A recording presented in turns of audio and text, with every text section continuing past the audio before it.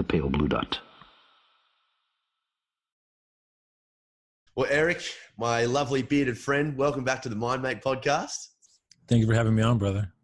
I love it. I loved our chat last time, man. I had no idea where we were going to go, but we ended up in this beautiful world, and it kind of ended up with you kind of giving the listeners and myself like a really good idea of how to find purpose and how to commit. And I guess like one of the things I got from it, man, was this idea of intrinsic values and everything you were saying to me. And I actually used the quote that you said in the book that I'm writing at the moment because I loved it so much. And everything you were saying was just kind of making me think of what I do just because I like to do it, as opposed to what I do because, you know, superficially other people think I should do it, and even unconsciously because I have some kind of like need for validation. Right. And I was thinking if you could start off by just kind of getting back into that area and thinking how that's kind of how you've taken that approach with your life and how you've progressed by doing things just because you want to do it. Yeah. So I've been really getting into Ram Dass lately, and like I've known of Ram Dass for a while, but I've really dove into his work the last couple of weeks. And there's this idea in the Bhagavad Gita where essentially one of the main things that they talk about is do your work for work's sake, not for the sake of the reward. And I wish I knew the exact quote because it's very eloquent. It's been repeated for thousands of years. But, you know, the word that they use is Dharma. And the way that they translate Dharma is like your specific work in this life.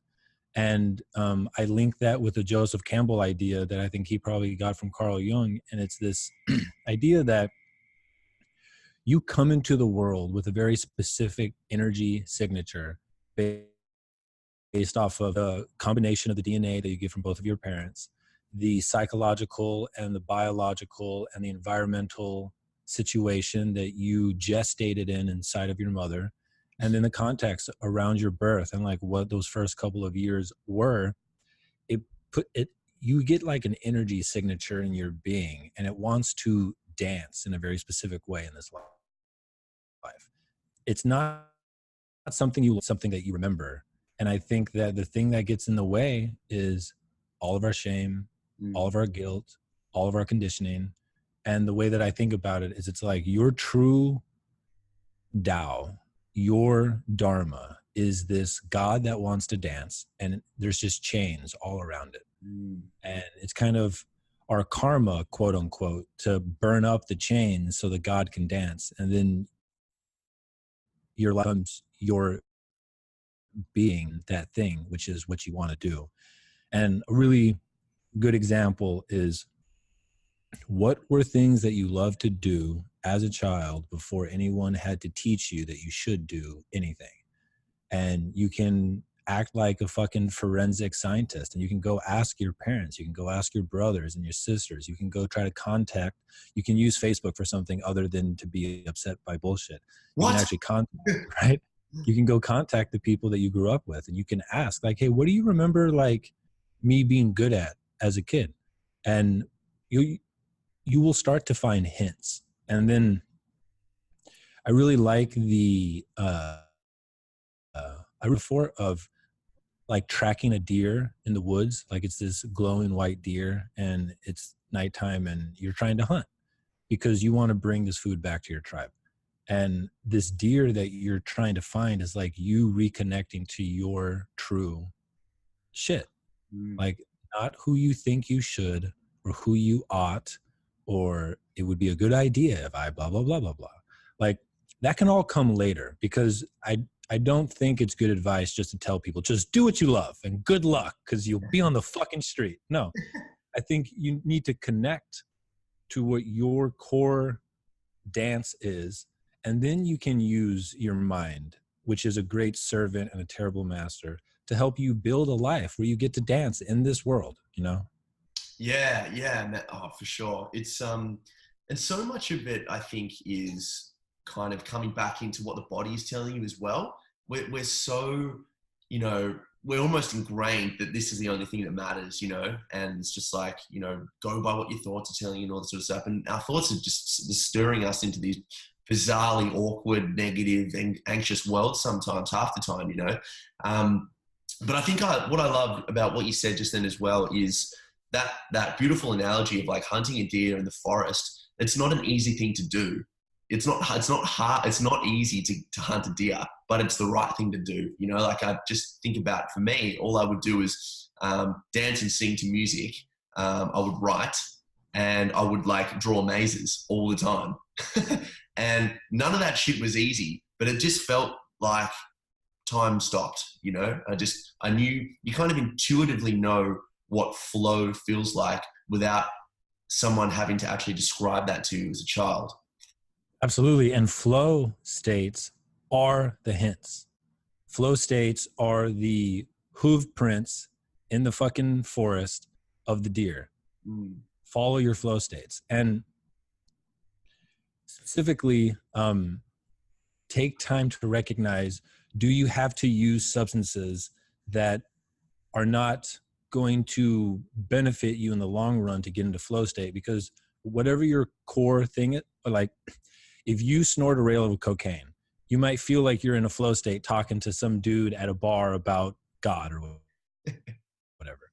You feel like you are. Yeah. And maybe you are, but you probably aren't.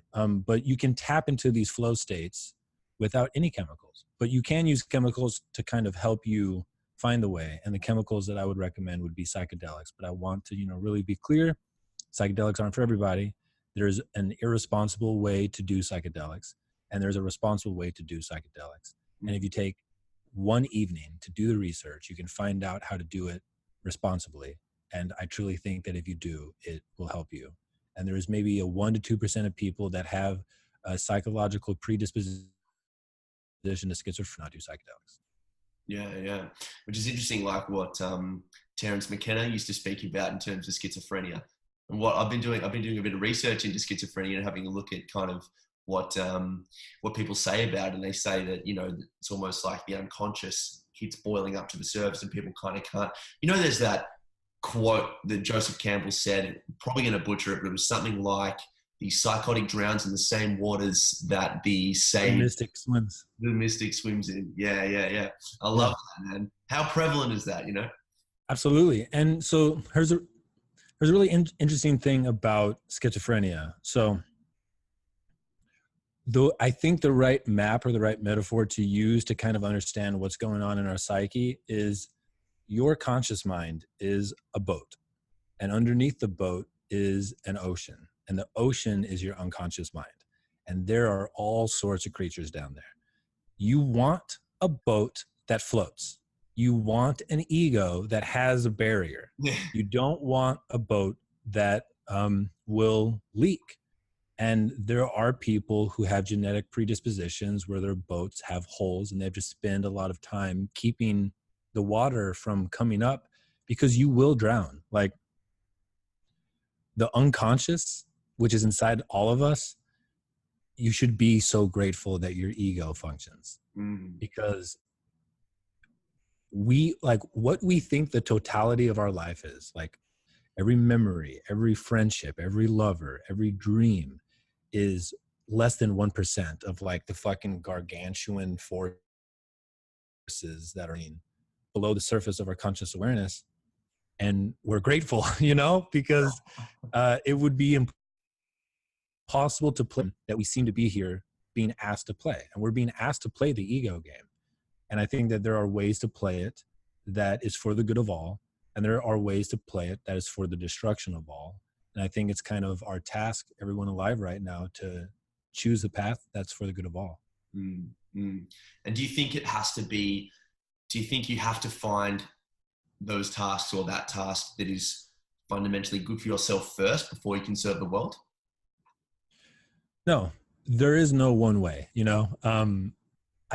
I do think that when you are at your optimal expression, it is because you have found your dance and you have found a way to do it in this cultural game in a way that supports you financially, because that is a part of the game that we are in.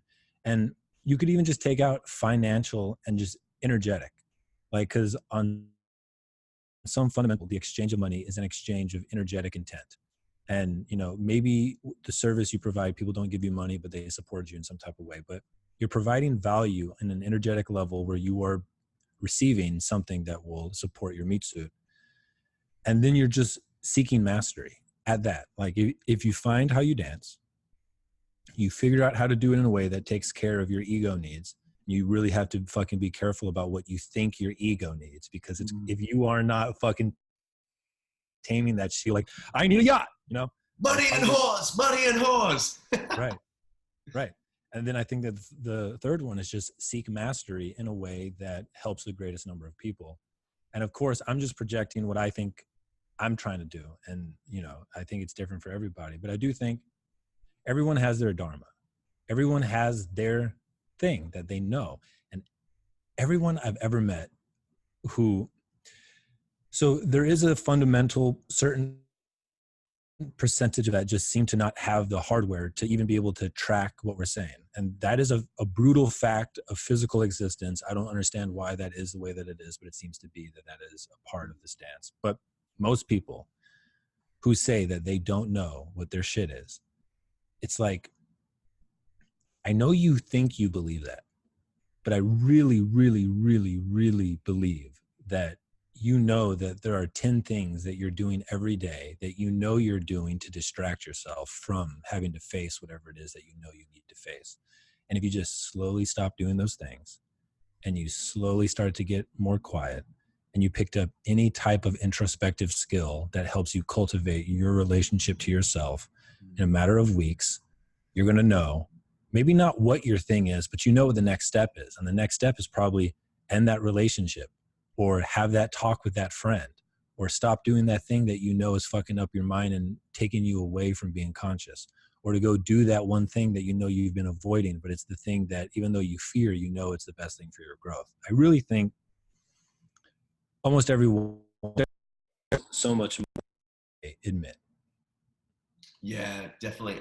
This is why, because I started doing your course, man, and this is why I think that the very first part of that course is so important, is to just kind of look at yourself in the mirror. Or I did it with my partner, like looking into each other's eyes for like 5 minutes and just don't say anything. You do something like that and you feel the discomfort starting to creep in a little bit. You're like, oh, well, there's a thought that I can kind of run away with. Or like, oh, cool, now I'm looking at her nose. And then I'm like, oh, then we can talk about what we have to do tomorrow. But just staring there for 5 minutes. And what was so good about that was just like, I've done it in the mirror before as well. And it's like, oh, cool, that's right. I start to see that I'm actually inside this, as you say, meat suit. And then that can just go on for infinity. But also, I kind of got a little bit of a different response from doing it with Siobhan as well, because I was like, oh, fuck, like, do I actually tell you that I love you as much as I should tell you that I love you? Because I need to, even little things like that are so good for awareness, What are some other ones that you use? My go-to is to meditate. I specifically like Vipassana, which is you're just cultivating the ability to be aware of when your thought takes you away from the breath, and it does it over and over and over. And it's just trying to tune how you're able to detect and to feel when your mind comes off of where you're trying to keep it focused. And the idea is you do that long enough to where you have what is called focus, so then you can go do all these other things that other meditations talk about. But the thing is that most people don't even have enough control over their mind for their mind to do most of these meditative techniques that are shared, because you'll attempt to do it and then you start to think about, like, you have to go get dog food. Yeah. And it's like, so that's where but my big way of connecting to myself is to fucking write. I know that my expressive way of alchemizing my karma, like all the shit that's going to come up in my life, my entire life, is going to be through writing and speaking. Like, that's how I dance. That's how I'm going to share my lowest moments in my life, how I'm going to share the highest moments of my life. I really think that if you want to thrive in this life, you've got to find your artistic, expressive vehicle that you will use the inevitable suffering that life, because we are little ego things embedded in a body programmed by evolution, and we are so attached to the things we like, and we are so to the things that we don't like, and we are playing games every single fucking day to maximize the things that we think make us feel good and to minimize the things that we feel make us not feel good. And we are so lost in the sauce every day, and it's going to be a constant dance of how to come back to the truth that you are not your ego. You are the awareness that witnesses your ego, and the ego is master, the ego is the servant, and hopefully it's trying to serve humanity in a way that is of. Yeah, definitely, man. Hey, we went deep last time, and I was thinking like, okay, we could go super deep again, and obviously we will. But I wanted to touch on something that I don't think we really got into. And you and I, from what it seems, and we don't know each other too well, but we know each other semi well. And it seems like we're kind of more into the intersubjectivity of talking about this sort of stuff than maybe the classic clinical approach to talking about therapy.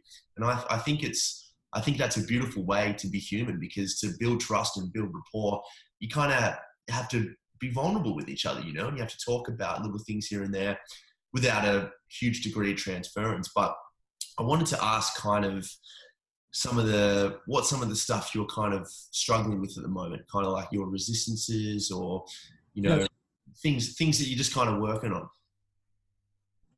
Yeah, this is a great question. So I went to Peru last year, and Wachuma is a very heart-opening drug. And my big takeaway after that experience is I'm going to do whatever I need to do to face whatever self-limiting stories I have around love. Like, I want to fucking lead with my heart and not with my mind. That was the big message. And so I tried to do open relationships for a while, because I thought that would, check out what I said, I thought that would be the best way for me to expose whatever my bullshit is around love. And what I found is that I had a lot of fun and I had a lot of sex, and I didn't let anyone close enough for my heart to ever be triggered. And I honestly probably, because they would all want to be like monogamous, and I would be like, no, this is what I'm trying to do. This is how I'm trying to lead with my heart. And I was talking with my motherfucking mind. Yeah, my heart is on my dick. Exactly. And so I did a solo MDMA session using like the MAPS protocol, because that's really a good way for me to check in. And I wrote down some questions. I put on blindfolds. I laid down, I listened to music, and then I asked myself these questions. And I realized that I was playing a game, and I wasn't letting any of them close. So I stopped doing that. And then 3 months after that, very organically, I met someone who didn't live here, but who knew of the stuff that I was doing through like Go For Your Win and stuff for Aubrey. And we started connecting, and she came to visit, and it was fucking magical. And so we started dating, and we're monogamous. And when I went to visit her last week, I was there for a week. Essentially, I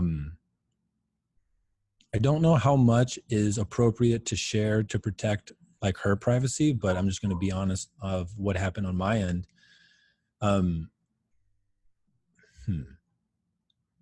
Fuck it. I'm just going to tell the truth. Her and I we had a really good conversation, and some stuff around sex came up, and we started to have like this energetic blockage.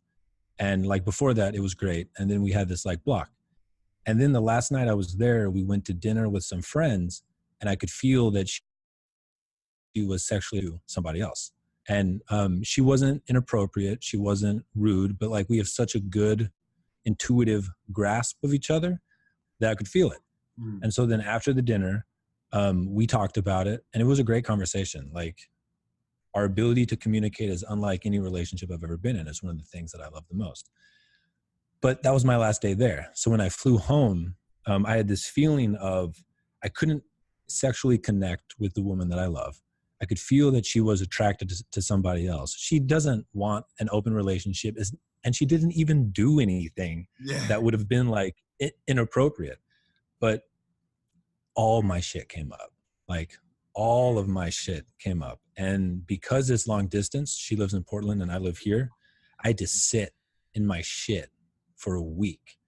And it was truly the most emotionally challenging thing that I've done in the last couple of years, because I have so much more awareness than I used to date and just avoid these things.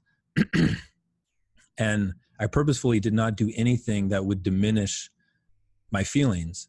And I purposefully did things that would amplify how I felt.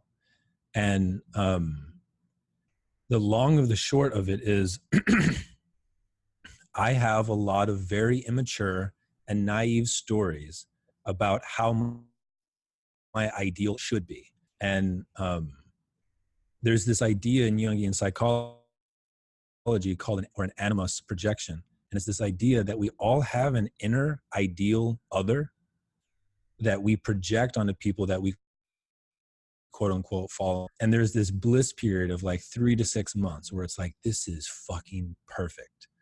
And the reason that a big reason why that feeling arises is because you don't know who the fuck they are. You barely know who you are.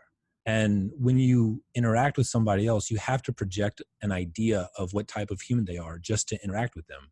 And we each have a special projection for the people that we consider a lover.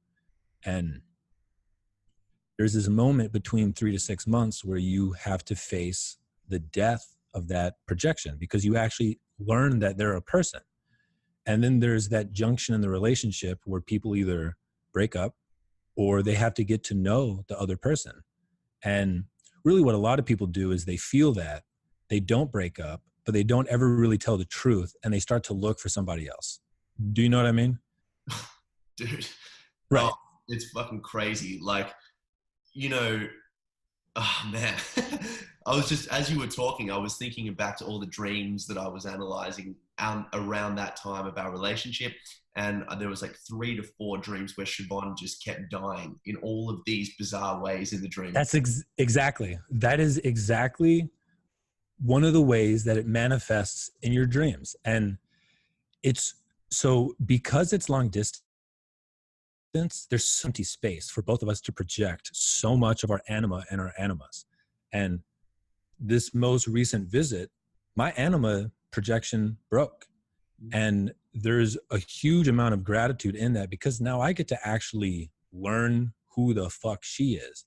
But there's also like, because I've only allowed myself to fall in love a couple of times, the death of that thing, even though I know it's not true, there's this emotional like karmic digestion that still has to happen. And it's of it. Like I'm just digesting this fact that like a part of us, but it died so that I can actually get to know who the fuck she is. And so that's been where I've had the most resistance lately. Oh shit. So where did that myth come from, of that inability to receive and open? So I think that my relationship with my mom was such where I felt that I had to be the therapist for my mom at a very young age. And that my mom's emotional stability, she was going through a tremendous amount. And she had unwavering, unconditional love for me. But a thing that I learned is that I couldn't express kind of any type of emotional, I couldn't be angry. I couldn't be dismissive. I couldn't be rude, because of how much it felt like that would hurt her. And so I think that there was just this thing very early on where I learned I'm supposed to be the calm one. I'm supposed to be the stable one. I can't freak out. I can't cry. I can't lose my cool. And also I just had no mapping from my dad about how to be emotional. And I think most men growing up in our generation did not have a dad who had any idea about how to be emotional. That's okay. He was going through his own stuff, but Of course. yeah, I think that that is kind of where well, no, okay. I fell in love with someone in high school, and basically she kind of led me on for a couple of years, but it was also because I had a lot of moments and I didn't seize those moments because I was afraid. Yeah. And so we kind of had this pattern for 4 years that whenever we were in a relationship with somebody else, we were super like, I love you. And then whenever we were both single, she would kind of give me a chance to make a move, and I would always bitch out. And then she would just kind of go find somebody else for like 4 years. And then finally I was like, I can't fucking talk to you anymore. Like it's too emotionally painful for me. So she drove over to my house one day. It was a summer night before our senior year. So we've been doing this dance for like 3 years. She takes me out to the lake and we're talking, and she slowly walks up to me and she starts kissing me. And I was so nervous that I didn't kiss back. And she pulled away and she looked me in the eye and she said, I don't feel anything. And No. I fucking died. And that's when I closed my heart, man. I was 17 and I closed that bitch up for almost, I've been once after that when I was like 19 or 20 and I fell in love, and I was in a relationship for like 3 or 4 years, but I didn't have the tools or the self-awareness or the courage to really make that unfold into what it could be. And we broke up. And then this most recent relationship is the next time I've actually really let my heart open. And because it's open, I have to look at all the fucking scar tissue around it, and I have to fucking clean it. And I'm in the midst of cleaning it. Yeah, but you're talking about like who the person you had to be for your mum was, and the way kind of trauma manifests itself is like we start to augment the aspects of ourself that receive that love. It really does come back to love, doesn't it? And what we lacked, what we didn't get when we were children, and all this sort of thing. And that's how trauma happens, and what the person you had to be in order to get what you wanted from your mum became more of the archetypal Erick Godsey, and then the other parts that were probably still you, but didn't get that became less and less. And now you kind of move into this position where you're kind of looking into that world and seeing, oh fuck, I left that behind. I left that behind. I left that behind. Exactly. It's because it's challenging to go into that world, but it's also so incredibly heart opening. Amen. You are spot on. And the thing that I'm recognizing is that most of my suffering in relationships is coming from this projection of how they should be, which is a manifestation of how my boyish self must have seen my mom. I have a mother complex, and I can see that I'm having to digest it.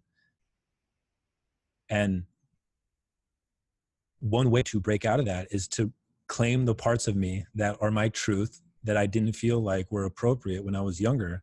And so like a part of that is like combat sports, like really fucking honing this anger that I have inside of me that I have never let myself express.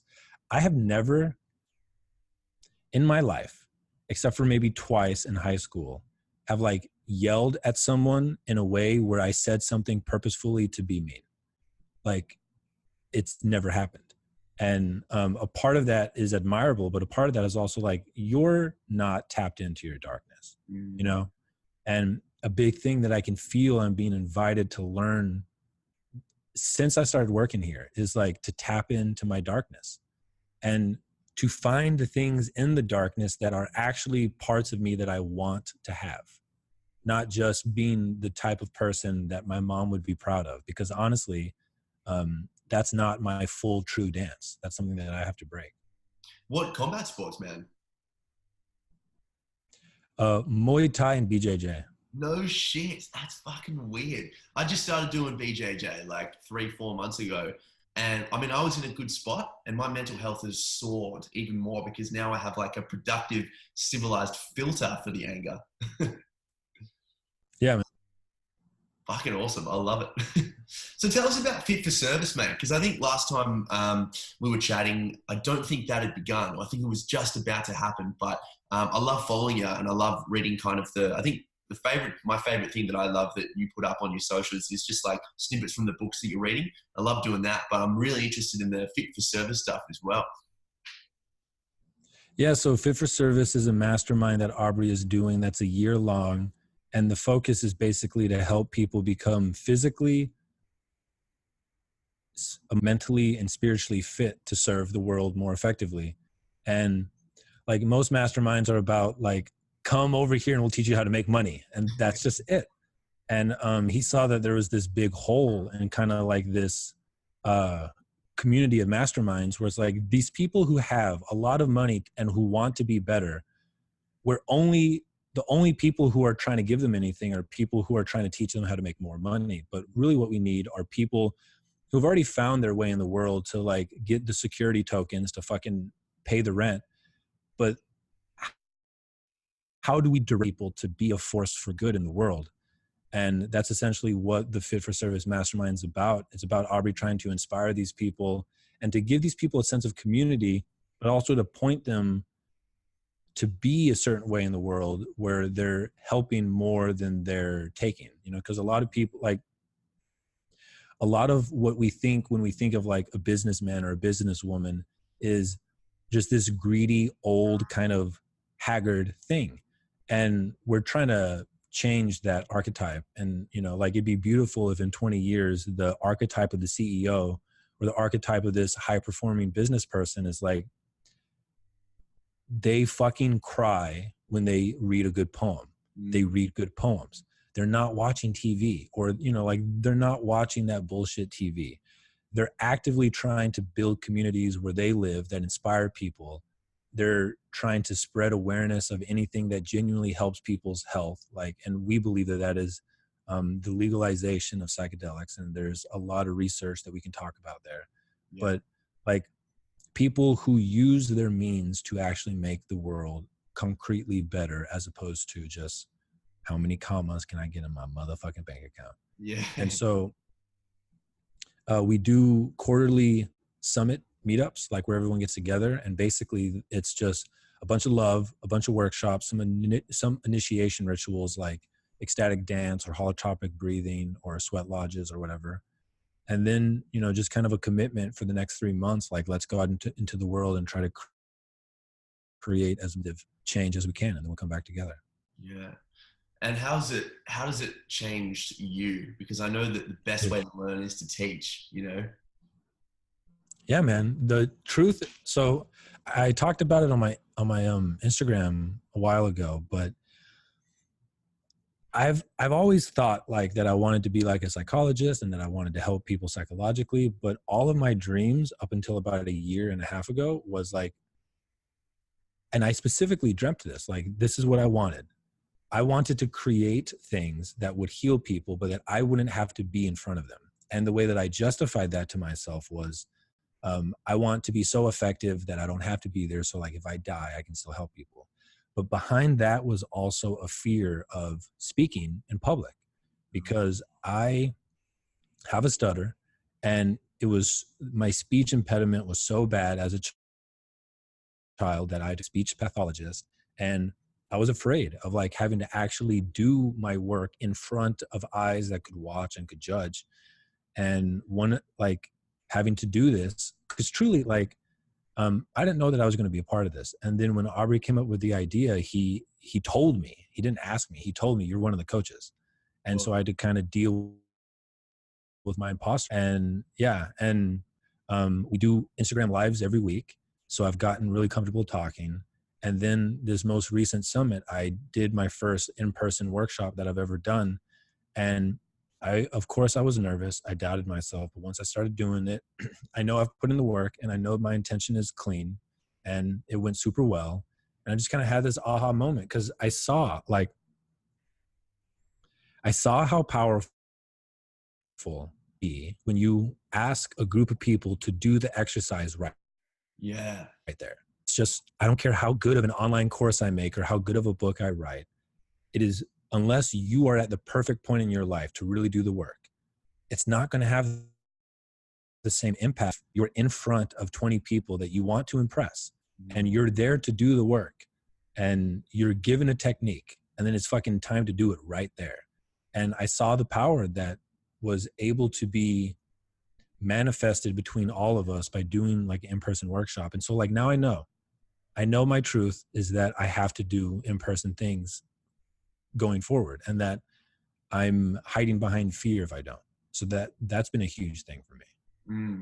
I love that. I mean, this podcast is all about ways to get to know your mind, and the best way to get to know your mind is to hear out other people who've got to know them, you know, their minds and their things. And yeah, it's very, very astonishing to me that, you know, you have up until, well, I mean, in some ways it is, in some ways it's not. I mean, the fact that you probably are such a good speaker is the reason, because you've had such a challenge to become one, you know. And I think that the best in their modes have become the best because they've had this thing constantly pushing them to fight for more and to become better and all that sort of thing. That's awesome, man. What's like a fucking real legendary experience from the 50 service, just like off the top of your head? For sure the Temescal that we did in Tulum. So are you familiar with what that is? No. So it's a type of sweat lodge ceremony that's indigenous to like Central America. And it's almost like this stone igloo, and it's ran by shamans, and they heat up these stones, and a bunch of people will go into this stone igloo, and they will line up around the wall. And in the center of the igloo is this pit for the stones. And the shaman will start to put like smoldering stones in the middle of this pit. And then once there's like 10 in there, they will put a blanket over the only opening, so it's pitch dark. And then they have a bucket of water in front of them, like these long leaves, and they just start to splash water on these rocks. And it gets so humid and hot and dark, and they start to chant. And it goes on for like an hour. And it's truly an initiation going on for hundreds, if not thousands of years. Wow. And at the most recent summit, everyone did it. And it fucking opened up in a way that nobody could have expected. And then unofficially, there was a party at the place where they were all staying, like where all the guests were staying. And there may or may not have been lots of extracurricular, exogenous psychedelics ingested. Of course. You know, it has to happen. Man, so my partner went and did her breathwork facilitation course, and then she actually went to Austin for a bit. So she was doing that in New Mexico. It was run by a guy named David Elliott, who had like 50 people there. And she came back because we'd done breath work, which is basically inward breath in the belly, inward breath in the chest, and then breathing out. And you just keep going. And it's just like, you just keep, it's actually quite challenging initially, but you reach this state that's very similar to, my last podcast was about, you know, a blog I wrote about an MDMA trip and kind of what that brought up for me. And it was very similar. And, you know, I said to her, you know, I'm not really someone that cries, not because I struggle with it. I just naturally don't. I can get teary with things, but I'm naturally just not a big crier. And she did a session on me. I cry. Yeah. Let's go. I wish I did, man. I wish I cried more, you know. I think, maybe we'll see how much stuff's around there. But by the end of that session, man, it was just like tears and tears of just so much gratitude, happiness of just like anything. You look like anything. Oh my God, there's a fucking couch in here. Like whatever. It doesn't even matter, you know. And I think that's what's so incredible about, you know, whether you're for psychedelics or not, whatever it is, you can reach these states of just incredible internal, you know, revelation almost just by doing things yourself. So, I mean, what were people's experiences and feedback from just kind of reaching that state with their own breath, let alone the psychedelics after, of course? Yeah, there were all sorts of reports. There were some people that just like couldn't even articulate, but just felt like they loved everybody. And then there were some people that like specifically felt like they were contacted by like a dead grandmother or something that like had a message for them. What was the most powerful thing about it though was like just the raw energetic shift that I saw in all of them. Just this, like, it's almost like when you have to go through an initiation ritual and it goes well, there's this relaxation of the ego, and you just put down the persona, you just put down the thing that you're trying to be, and you're just fucking there. Totally. And it's so refreshing. And that's why I think it was the most powerful thing. So not any specific story, but just the energetic shift that I sensed in almost afterwards. That's the best. I think that's probably one of the greatest takeaways I'll get from this podcast is taking that and applying that to life. Is that, you know, we do it subconsciously. You know, like you said, we're in this primitive body that just wants to fuck and take care of itself and be happy and eat and, you know, make sure that it's always with the tribe so that it's never isolated in the savannas. And we always carry that. We always have that mask on us. And I think anything like that is just so, you know, I mean, you know, I did it even the first time recording with you. So I was like, this guy's like a wealth of knowledge. I can't wait to interview him. And then I'm kind of like, oh shit, who do I have to be and all this sort of stuff. And we started talking about, it was just hectic, you know, we started talking about dreams. We started talking about all this and stuff. Yeah, and like, man, this, you know, what, like, just relax and let's just see where it goes. And that's what's so good about, I think, the stuff that you guys are doing there. And I think kind of the shift in the world, hopefully, especially from the content I consume.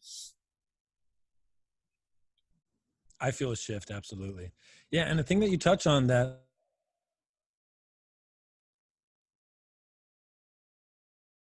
Oh, dude, I can't hear your microphone.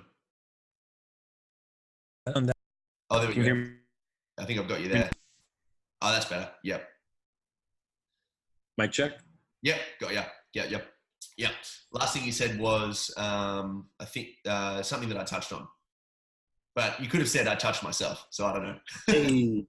Yeah, so an interesting thing that I have recognized that you brought up is I tend to bring that out in people too much. Like, people think that they have to be like philosophical and we've got to fucking go deep, and it's really taxing on people closest to me. Like, and what I can do is I can be better at trying to find more humor, because truly,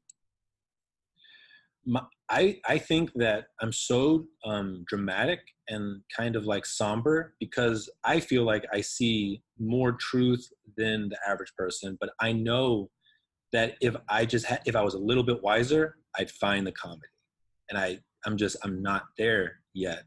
And I know that, like, I take all of this shit so seriously. And like, I know that I joke around, but like, it really feels like when I'm with most people, it's like if you were a nutritionist and everyone that you were around, most people that you were around looked sick. And there's this part of me that is trying to please my mom, and I'm projecting it onto everybody. But it's my Dharma. It doesn't feel like I'm trying to do this, but I'm always trying to, like, let's bring the truth out of this part of the psyche that I can see that is the part that you want to, but you have resistance to. And like, I can be better at bringing more playfulness to my closest relationships, because dude, imagine talking to me every day. Like, well, you know what, man, people are really excited for like a week, and then they're like, fuck, man, that guy sucked.